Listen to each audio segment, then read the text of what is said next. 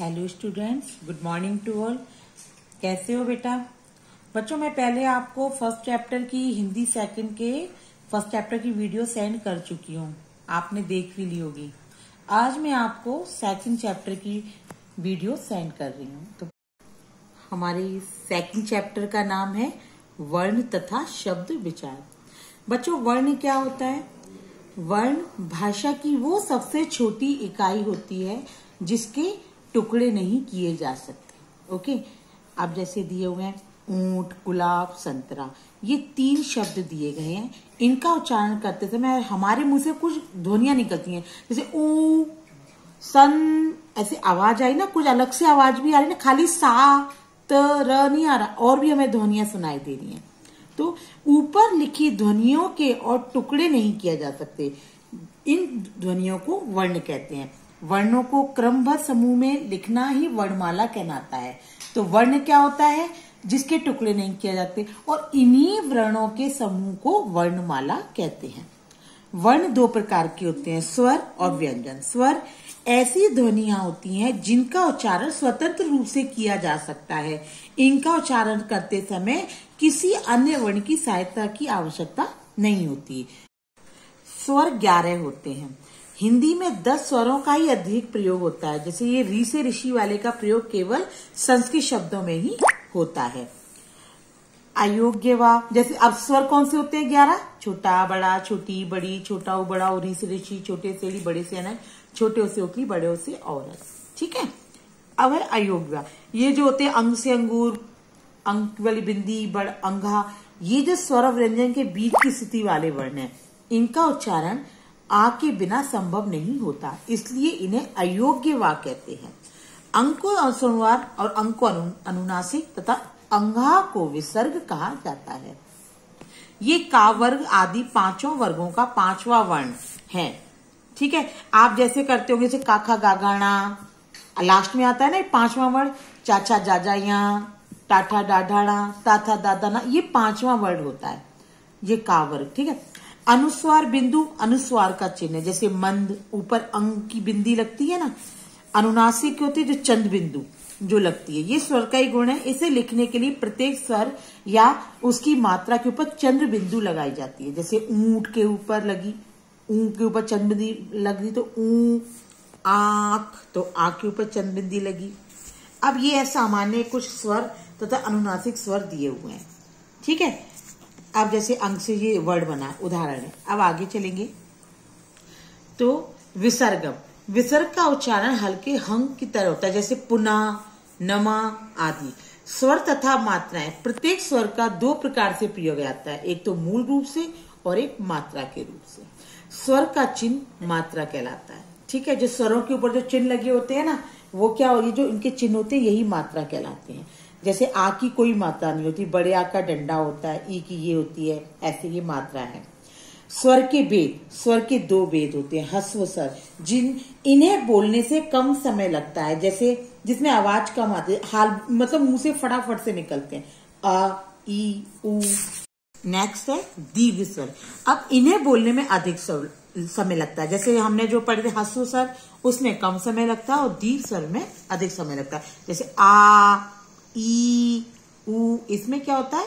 अंग्रेजी भाषा में आज शब्दों में इसका प्रयोग होता है। ठीक है। इसमें मतलब टाइम ज्यादा लगता है।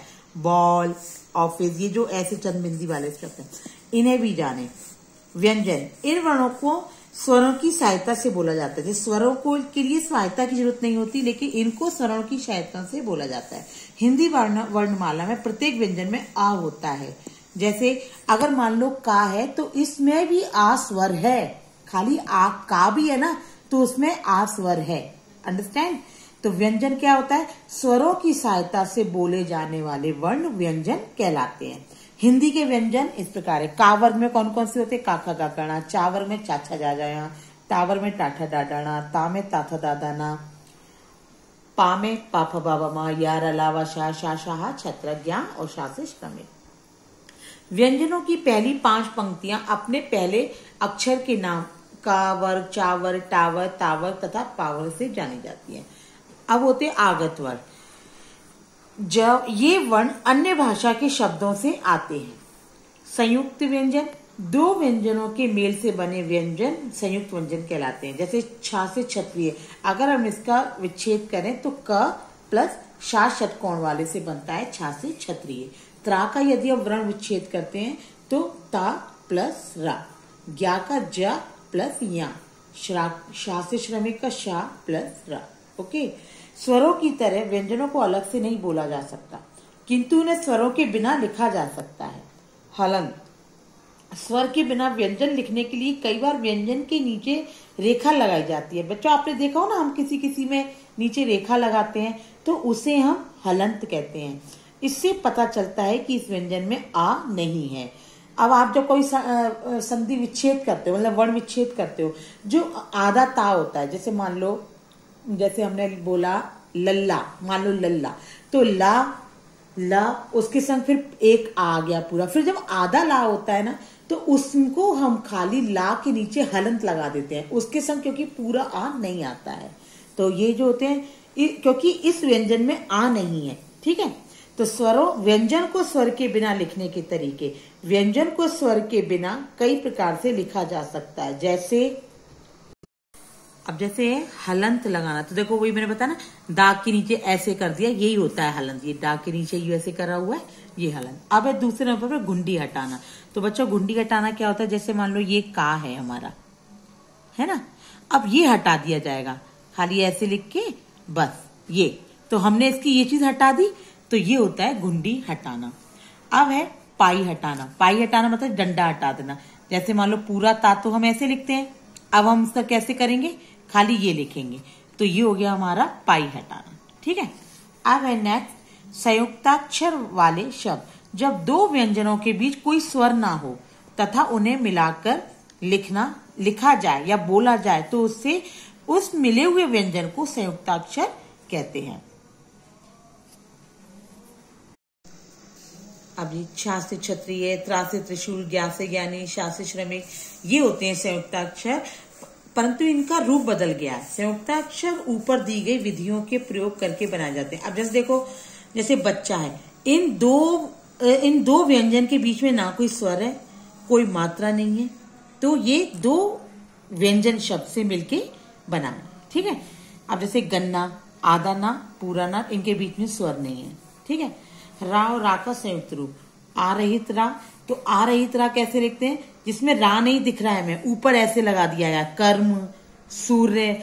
अब आ सही, जिसमें रा हमें शो हो रहा है, रक्षा, रक्त, पर, इसमें हमें रा दिख रहा है, बट इसमें रा दिख नहीं रहा है, लेकिन बोलने में आप देखो तो कर्म, रा की साउंड आ रहा है ना। ट्रक, ट्रेन, प्रेम, क्रम, ये कुछ ऐसे हैं, ये रा है, हमको बोलने में आता है, बट लिखने में हम इनको इस तरीके से लिखते हैं। तो भाषा की सबसे छोटी इकाई को वर्ण कहते हैं, मैंने बताया था। और वर्णों के क्रमबद्ध समूह को क्या कहते हैं, वर्णमाला। और वर्ण दो प्रकार के होते हैं, स्वर तथा व्यंजन। और स्वर कितने प्रकार के होते हैं, स्वर भी दो प्रकार के होते हैं, ह्रस्व तथा दीर्घ। ठीक है, तो बच्चों आप इसको एक बार और अच्छे से पढ़ना। आपके पास बुक्स नहीं है, इसलिए मैंने पूरा आपको समझा दिया है। आप मेरी वीडियो को 2-3 बार सुनोगे तो आपको अच्छे से आ जाएगा। और इसके आगे की जो क्वेश्चन आंसर्स वगैरह है, मैं व्हाट्सएप पर आपको जब इसका टाइम के अकॉर्डिंग मैं आपको सेंड कर दूंगी। ठीक है, स्टे होम, स्टे सेफ।